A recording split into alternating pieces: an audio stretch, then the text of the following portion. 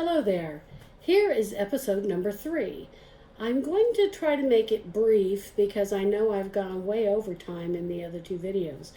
So that said, use it as an archive. In video number 2, I already made reference to 10 of the games already. This is the list I'm looking at. And I've already named 10 of them in video 2. Those were the tap tones, elbow roll, rolling your elbow as you move over the strings, the baby bird wings, big daddy bird wings are the big version, tap tones, I guess that's on both pages, a repeat, and page 3 is where I'm going to start, but we also talked about bird wings and rebounds and the figure 8, or like the hula, the figure 8 is important, also the infinity sign, same thing. And then, of course, the touch and goes on your bow. Landing, taking off and landing, just like a plane. So out of 68, and I just talked about 10, 2 of them were repeats. Okay, here I go. I'm going to do as much as I can in 20 minutes. So page 3 is right hand and arm bow hold. I think we need to spend a lot more time on the bow hold. We need to teach it simultaneously, so the kids work on the bow hold, and then when their hand is tired, we go over to the violin. When this set is tired, we go back to this hand. And we keep going back, and then later, after a few lessons, then we put it together. But 3 ways to find the perfect bow hold, bow grip. We shouldn't say grip because that just means we're squeezing. Finger placement. You can do it by describing where each finger goes. So you say the thumb is bent and it goes on the stick between the frog and the grip. So many people do not understand that. It is on the stick, and it actually, you bump up on the knob of the frog. You do not put your hand in here. You put it on the knob of the frog, and if you remind the kids that their fingernail sticks into the stick, that helps you hang on. And then your middle finger comes all the way over to this silver thingy called the ferrule, and that way you have that perfect circle. There's so many things I didn't put on here, like the Wolfman, or the bunny ears, or Happy Harry. There's a million stories about all this, but as you can see, the thumb sticks in the middle of the finger. So we start there. The thumb is in the right place. The knuckle is touching the hair. That's the only place. Do not let the kids touch the hair anywhere else. Only right here at the frog. So it's hooked on to the nut, and you're touching the stick. You lean your middle finger over. Your ring finger, depending how big your hand is, your ring finger is near the pearl dot or the ferrule, and your pinky is close by. I call him like he's shy. He doesn't want to be way out here by himself. He wants to be shy and curled up next to the ring finger. And then your pointer just lays where it naturally wants to lay. It does not grab. See this? You can tell I'm grabbing. Let go. It should just hang there. It's kind of sticking out a little bit. Not sticking out like this, but just relaxed. That is a really relaxed bow hold right there. And notice, I can give it a little shake and it doesn't fall off. It's very balanced. And you want to be able to do that because we do this motion as we're playing all the time. So that's with finger placement. Pinky on the top of the stick with the skin buried. So I would draw a little happy face. Obviously, if you're teaching high school, this isn't going to work, but hey, for a day, it's fun. I drew a little happy face there. You can't see him very good. But he's shy. He wants to put his happy face, his shy little happy face, on the stick. There's that. And notice my hand is so small that I can't reach the pearl dot. But don't worry about it. Near it, wherever it falls naturally, is good. That is the bow hold. Notice the pinky's flexible. You can also hold with the left hand like this and do exactly the same thing. I was doing it the other way because now you can't see if I'm right or wrong, but I can turn it around like this so you can see it. So it's smarter to hold the stick, place the thumb, place the middle finger, place the ring finger, place the pointer, just let it fall, and the pinky there. And then you turn it straight up and rest it on your tummy. Then you can check it, rest it on your tummy. Always keep checking the thumb. So that's number one, finger placement. Number two, and this works good if you're teaching a class that knows how to do it. They think they know how to do it, but they never made themselves do it correctly. So like when Mrs. Pryor starts her students over in junior high, she just lets them flop their hand over, just dead hand. Flop the hand over and stick your thumb underneath. The main thing is you have to make sure that the thumb is bent and not straight. The thumb is curled. Notice it's stuck on the wedge, and then just let your other fingers hang over, pinky up here. So easy. Slide into the dead hand.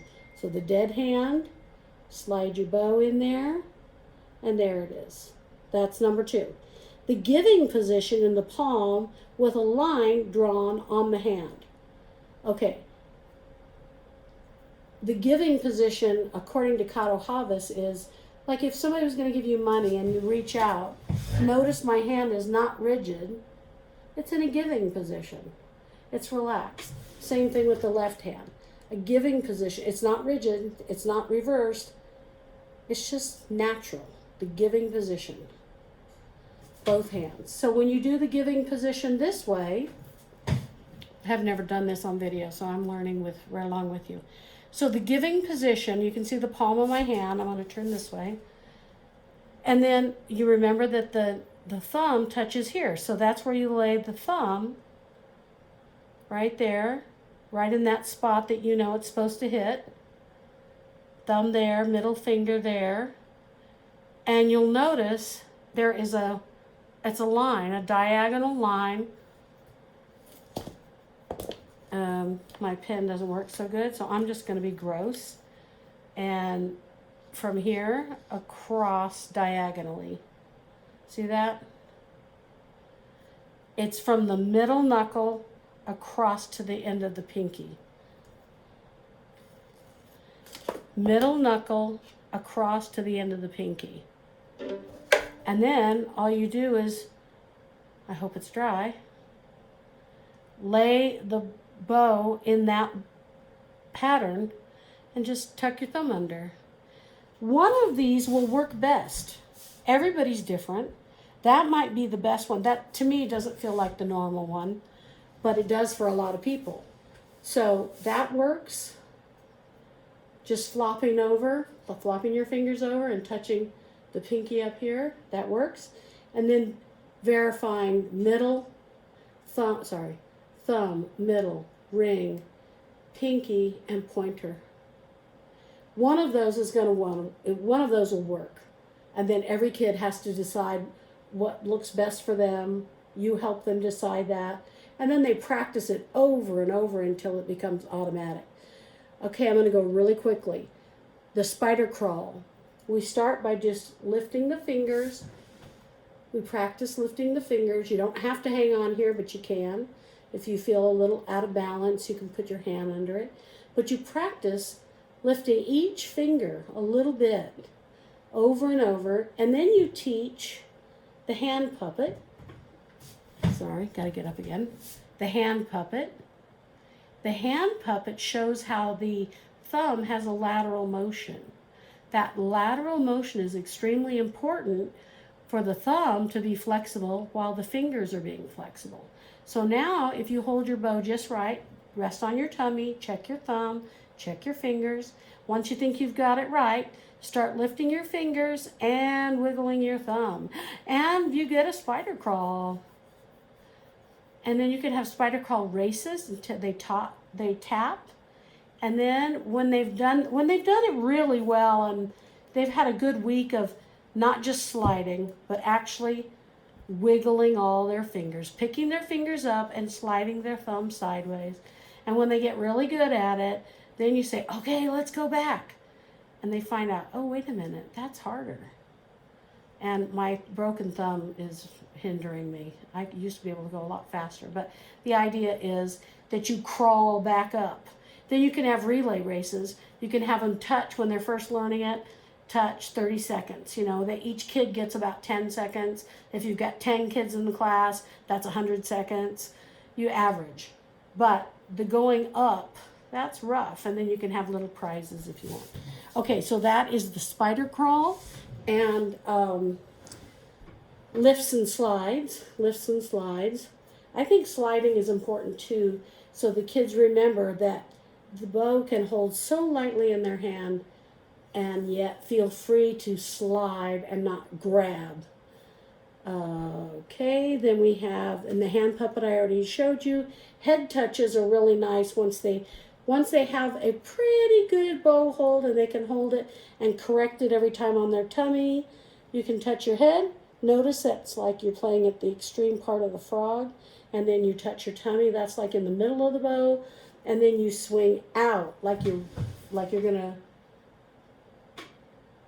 It's like you're fake bowing, but what you're doing is trying to keep them to feel the pinky, come up, touch your head, and go back down. I guess I need to be further away for that one.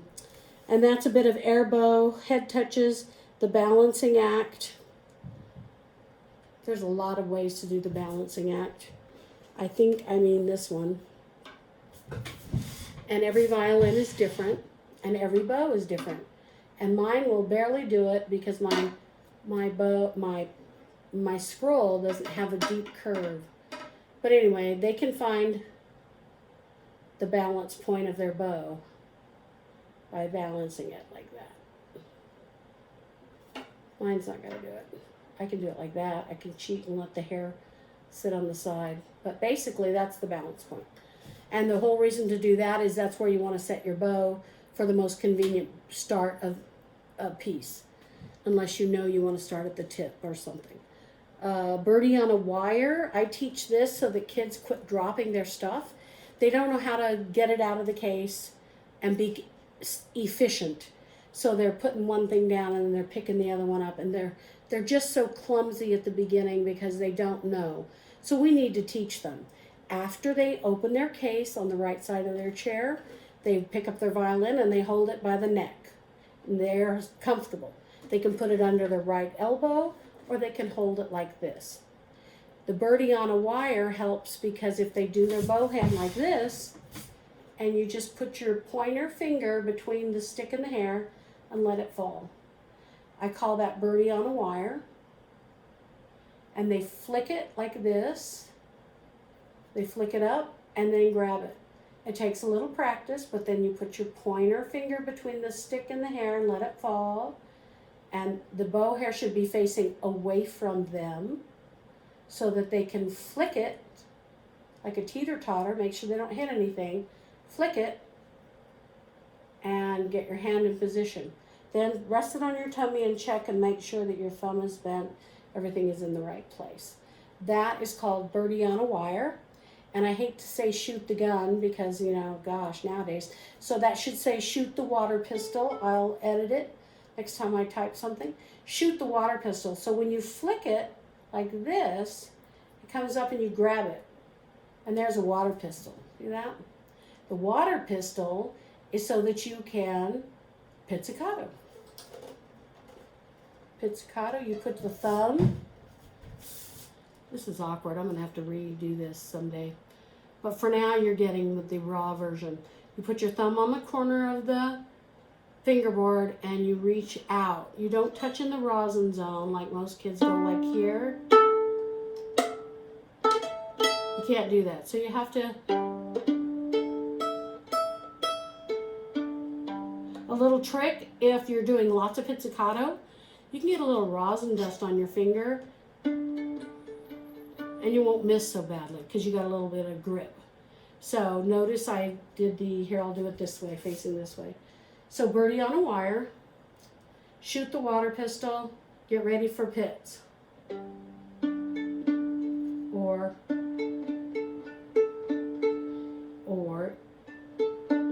it's really easy to put your thumb on the corner Okay, so that stabilizes you. Windshield wipers. I think this was in another book and I kind of changed my version. Windshield wipers, they used to go like this, but as you can see, my hand just tightened up and I'm just playing swords, kind of. We don't want that. We really want it to flip over like that and push up. So it's like your bow is straight up. Let your bow fall down onto your pointer finger. You can feel the weight on your pointer finger. And then give it a push. So it's a windshield wiper that goes like that.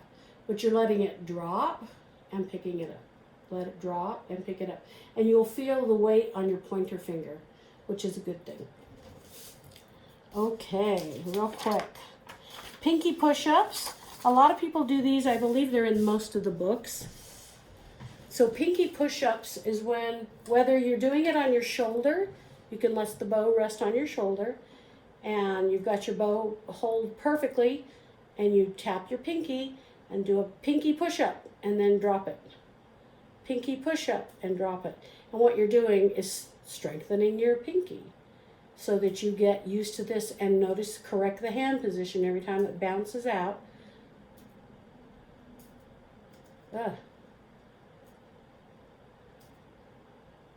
And then you can do the same thing on the violin. Pinky push-ups. And it's good practice too for bird wings. You could do a pinky push-up, drop, bird wing. Do different combinations to make it interesting. Pinky push-up, drop, bird wing. Okay. Wolf shadows. When we were making these little guys, that's a wolf shadow. And you could make it a wolf with his teeth, or you could call it a bunny with his ears and his teeth looking down right here. Just be creative. Swords. Well, you saw that. When we're doing swords, we can actually, like we're going up. Hurrah! Hurrah! And you can see that, just make sure that they don't hit the ceiling if you're with adults. Okay, pour on the salt. Oh, I think I will go back now to the front, because that's really the basics about bowing, that the first things that I do.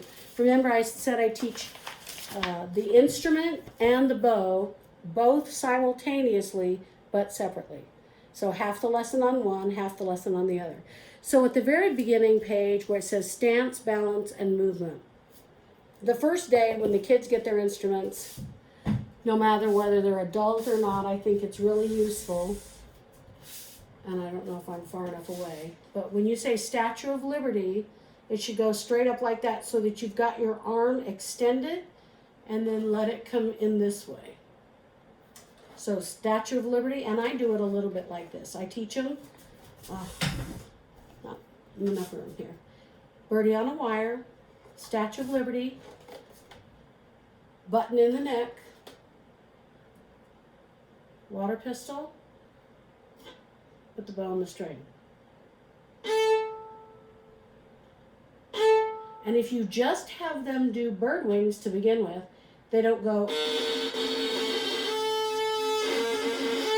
Just set the bow on the string, no pressure, and bird wing. Bird wing. Bird wing. Now, with that, the rock and roll comes a little later, but all that stuff I just showed you is pretty much Statue of Liberty, button in the neck, how do you get ready for everything. So Statue of Liberty, and I take a step forward on that because that's part of the rock and roll. So Statue of Liberty, I've moved my left foot shoulder distance apart, then button in the neck, get the bow, set the bow on the string. Now when I do rock and roll, I go 1, 2, 3, 4. And it's like bird wings. And I go ahead and I use this hand too, even though it seems a little silly to move so much. But it keeps them relaxed and they don't get that noise. So I have them go back first. Elbow. It's really a shoulder motion, but the elbow arm is moving, but the shoulder is the hinge that's moving. So I do 1, 2, 3, 4, A. 1, 2, 3, 4, D. And then you have to tell them ahead of time. So I would do D, 2, 3, 4. A, 2, 3, 4. E, 2, 3, 4. C, 2, 3 with just both. C and D at the same time. D, 2, 3, 4. G, 2, 3, 4. You can get them having a pretty nice sound if you do that. And just teach them that if you call out C, that means C and E. And if you call out E, that means C and E, because those two strings go together in C major. Okay, so that is, I don't even think I put this in here, but basically that's how you get the sound moving. That is a Katohavas technique. I think it works really great for beginners when you're just playing at the balance point. It is not for a whole bow. That is for just the start with small bows. And so I kind of showed you rock and roll. Rock and roll is with the counting and the shoulder moving. Plant your feet is important because we want to do jack in the box. So if you plant your feet while you're seated, jack in the box means you can just jump up like a jack in the box. You don't have to move forward and adjust your chair.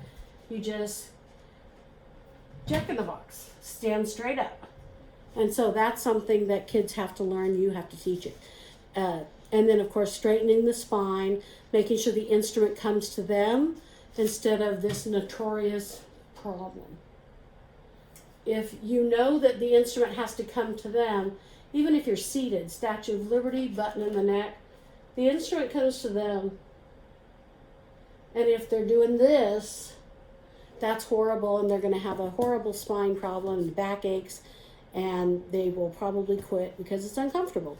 So straighten the spine and don't be a hunchback. Hangman. There's a lot of ways I do the hangman, but these are beginning. So when you're first finding your position,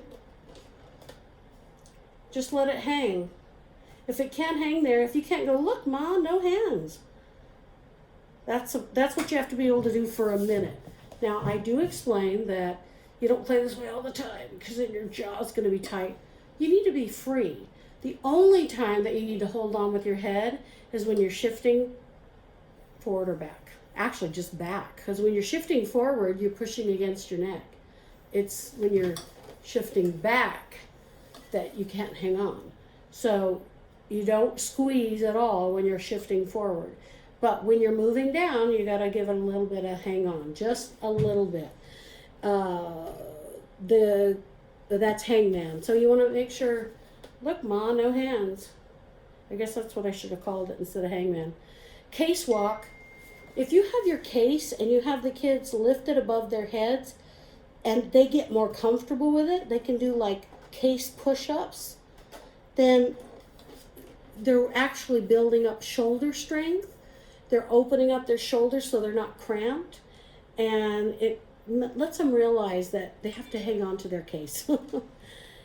Ping pong ball. I don't have one today, but if you have a ping pong ball, it works really good to sit on the D and the G string. And then you can roll it back and forth. Like if your violin's too high, it'll hit you in the nose. And if your violin's too low, it'll roll away from you. But if you have a ping pong ball on the D and the G string, you can balance it there. And it's pretty cool. But you don't want to be too low or too high. Okay, check mark. Do you see a check mark? Sometimes when I see people demonstrate this check mark, they're like, their hand is stiff. So just relax it, but it's a check mark. It's traced here. See the short part and then the long part. The check mark is important because it lines up with the neck. But you don't put the neck down in the bottom of the valley of your hand. That's a real no-no. So we want the check mark so that we will have space. And I'm going to use this lipstick to show you. See that little tunnel? And the kids love it because if you go like this, and I don't know if I can do it right now with you, but if you look really carefully, I can see, nope, yeah, can't see my face. But I could see your eye if I was looking through there. So that there's a space there. And the kids like that because you can make eye contact with them. But the idea is it sits like that and there's space, not in here. Okay, so we want a little bit of space. And I use that in the same way. If a kid closes in that space, like I have a big problem with that because my arm is so short. My hand is short. But the way to fix it is sometimes a chapstick is what you need for a little kid, but you just put a lipstick there and look, it makes it the exact right height so that you're not grabbing on. Actually, mine should be a little bit smaller. Maybe there. You can use a pen, you can use whatever's handy. Piece of chalk, Jolly Rancher, Tootsie Roll. But like a little chapstick works really good too. Just a little bit of space so that when they curl their fingers, they can feel that around. Okay, so that's the check mark and the Y. So here's the check mark and here's the Y. Do you see a Y? It's kind of hard to see it. This way. I'm going to work on my video. So the Y is here and here, coming down. So it looks like that. But you don't want it to be tight, and you don't want to pinch it. See, mine doesn't go down all the way anymore. I think it's old age and tension or overdeveloped muscle or something. Anyway, that's the Y, and that's important because you don't want the kid to be playing like this, or like this, or like that. You want the Y, and you want the violin to touch you here, right there, and your thumb across of it. So now when we have the Y, we tell people to cover it with the thumb. That way they know the thumb is across from the Y. But it's not squeezing, it's just there. So it's that. That Y looks right here. So it'd be great, oh, duh. I'll turn it this way so you can see it. This way. Okay, so anyway, that is the Y. And once you have the Y, then you know where to put your fingers on the tapes 1, 2, and 3. Notice that my fingers are on the inside corners, and I don't think I wrote that here. I usually draw it on the board, but we talked about it when we were talking about Frog's Jump. The inside corners of the finger. The inside corner of the fingernail, because the finger should be slightly tilted. Just like these should be slightly tilted, these should be too. Cello is completely different. Cello is straight across. Bass is straight across. Viola and violin are this way, on the inside corners. Okay, I'm going quickly. Ping pong ball, we skip check mark, Y, tap tones we already hit. I love doing, and I don't know, I think Brett typed this. Pizzicato is spelled with I's. Anyway, thank you, Brett Clausen, for typing this for me. It's really useful to practice left-hand pizzicato for fun and to get them, they don't know it, but this is also, look at, it's the motion of vibrato, it's the motion of shifting, and all they're doing is, they think they're just plucking with their left pinky. Plucking with your third finger if your pinky gets tired. Tap tones, tap tones, tap tones. Pinkies. That is practicing vibrato, and they don't even know it. So it's really important to let them do left-hand pizzicato as well as right-hand pizzicato. The lipstick spacer I already covered. I'm about 29 minutes, so I didn't do very good, did I? The elbow roll, I love talking about the elevator. Did I write it somewhere else? The elevator. This is the first floor, second floor, third floor, fourth floor. Fourth floor, third, second, first. First floor is the lowest. So that's the elbow roll, and you stop on each floor of the elevator. smiley faces, I often draw on the fingertips smiley faces, a shy guy here, but on the fingertips, so that when the kids have their fingertips up, finger 1, 2, and 3, they can see the little smiley face on their fingernail. It's looking right at them. If the fingernails are pointing to the ceiling, they don't have it in the right angle. Those fingernails have to be looking towards them. And that's a really good way to use smiley faces, or put a sticker on their finger. Left thumb up. Often we see kids with their thumb this way or this way. The thumb should be pointing the ceiling. The thumb should not be back like this. See what it does to the wrist? But it fixes everything if you just say thumb to the ceiling. Mrs. Adams loves to say, no pizza pan hands. And a pizza pan hand is like this, like you're holding a pizza. So she says it in such a cute way that it sticks in their minds. No pizza pan hands. So they all remember to go straight. I have better luck just saying, make sure your thumb is pointing to the ceiling. And that way they can adjust everything else based on the thumb is pointing to the ceiling. The wave. You just wave it yourself. I find a lot of kids, when they start doing the wave for vibrato, they start going all wacky. The best way I've found them to isolate the motion is to say, hold your hand up like you're playing your violin. Now point to your face or your nose, and now point to my nose. Now point to your nose and point to my nose. And then they go like this, back and forth, and that keeps it in the proper plane, not going sideways, not going around, but only directly to me, directly to you, directly to me, to you. So that works. Also, knock, knock. Knock, knock works well for the bow arm too, because if you go up to a wall and go knock, knock, knock, knock, knock, that's a great wrist motion, but it's also a great vibrato motion. Knock, knock, knock. Spaz out. I don't even remember what I said about that, but I have a feeling it means just like shake. Just shake it. If you're worried about doing something and you're rigid and you're afraid to move, just shake it, and that will help loosen things up. The thumb pivot, I like to think of, and I used to do this. I had a hard time vibratoing because I was so short and my hand was so tight. I actually hold on to the thumb, and I think this is great for violin. You just hold it. Now, cello and bass vibrato this way. Notice the perpendicular part of the arm. So it doesn't work to hold the thumb here.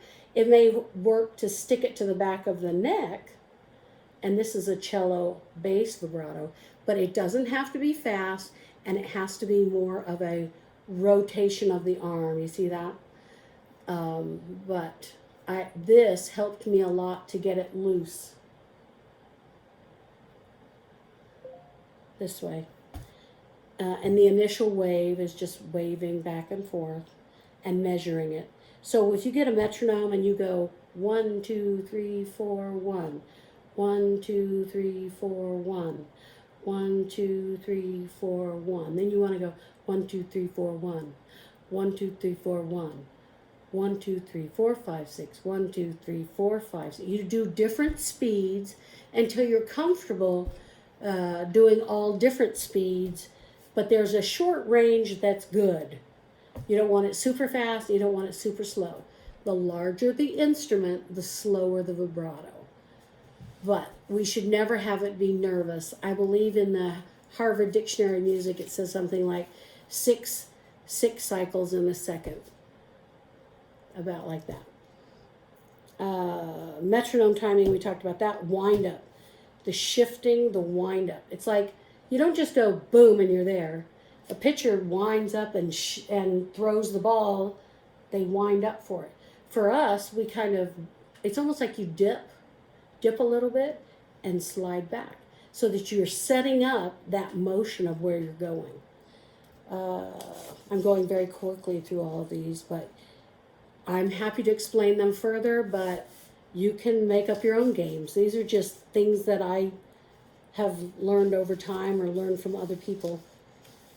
I don't remember the fade. Maybe that's when you're going down. Because you want to make sure that no matter what happens, your thumb stays with the hand. So if you fade that way, you want to make sure your thumb leads going down. Your thumb takes you down there as you're shifting down. That's the same thing with sirens.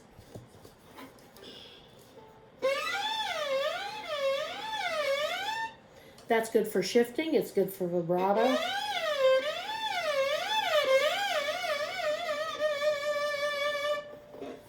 Just keep playing with it until you like the sound you want.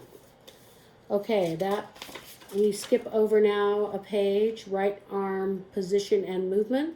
When you pour on the salt, I guess I should have here's my lipstick. I'm pouring on the salt. So if I have garlic salt and I'm pouring it on, look at my thumb, look at my fingers. That's perfect for the bow hand. It's perfect. And some people have a hard time with that. Like you'll see cello players playing like this. And it's fine. It actually is quite good. The only problem is they need to pour over diagonally towards their pointer finger. And I call that pouring on the salt. See that? So if you have your salt shaker and you turn it over, it puts you in that right angle position. Oh, already talked about the elevator, so I got that one. Pencil in the F holes, you can experiment with that. It's to help the bow go in a straight line. The square is very important for bow strokes. I'm sure Julie's talked about this. But the square is, if you look, so the bow and my upper arm are parallel. The violin and my forearm are parallel. So this is not a square, that's not a square, that's not a square, there's the square.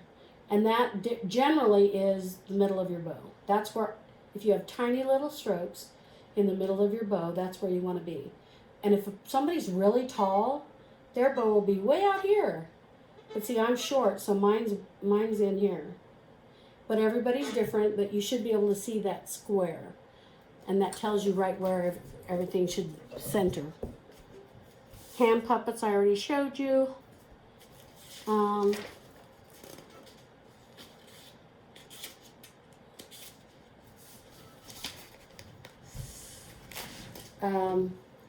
One that's really good is wrist up, flat, and down. So here, when you start in the middle of the bow at the square, your wrist is flat. When you go up to the frog, your wrist is up. When you go back to the middle of the bow, it's flat. And then when you go to the tip of the bow, it's down. So the wrist is down at the tip, level in the middle, and up at the frog. And I think the eagle was just a giant bird wing. And the ballet dancer is just the idea of being poised and then digging into the string. Changing gears. That's a pretty advanced thing about going from the upper, when you're in the lower half of the bow, using your shoulder. And then when you open your elbow and play in the upper half, it's all elbow. So there's elbow and shoulder. And you have to make it perfectly smooth between the two. Okay. We talked about the bird wings, rebounds. Balloons are only fun just because they're fun to blow up. But you can balance a tiny balloon on the tip of the bow and keep it in the air like a ping pong paddle ball. Figure 8 is very important for a beautiful tone, and so the infinity is the same thing. Circles are the same thing. When we cross strings, we make circles. I'm going too fast now to make it worthwhile. clockwise and counterclockwise. That's for the circles as well. So when you're changing strings, you should always hear or see a circle.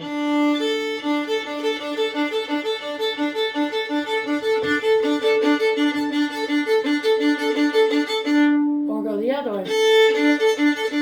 This is clockwise and counterclockwise. And that's really useful, and you can do it super slow as well. But the circles help you really make it sound good. Driver's lane.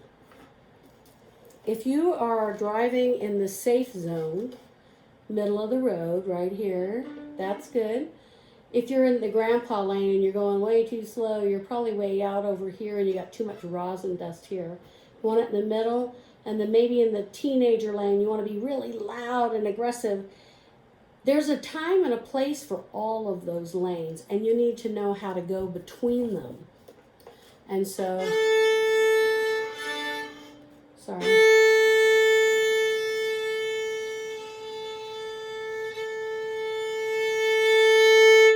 And you can determine how you want to do it in each piece to control your tone quality. I think gravity's important. Can't really demonstrate that much in this video, but so on the pizzicato, I just showed you how to hang on at the point. If you pull it sideways, sorry, my kitty cat wants to get hungry. You pull your fingers sideways like a classical guitarist.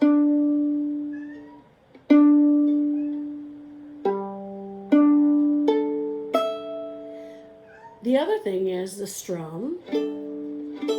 So you're hitting more, but I don't know if you can see it, but the end of my pointer is flexing.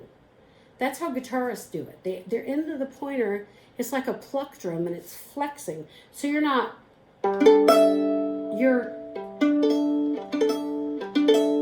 letting it run, and I call that the wiggle worm. So if your wiggle worm is wiggling,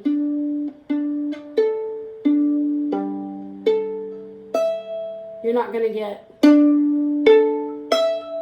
Now, if you want a harsh sound or an edgy sound, you can get in the rosin dust area.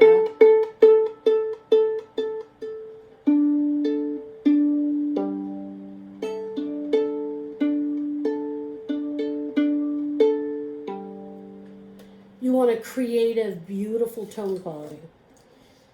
And that's it. Well, 20 minutes turned into 40, and now it's 42. So this was a long third segment, and you can watch it on your own, fast forward it through, save it, use it in your teaching.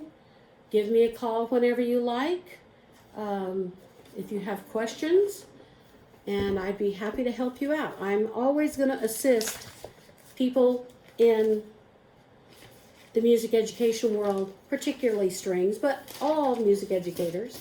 I've taught everything from band, general music, chorus, drama, orchestra, and color guard, and everything else. So it's a wonderful life. I would recommend it to anyone. And since I don't have a high-tech thing, I'm just going to hold that up there. Oh, is that it? Ta-da.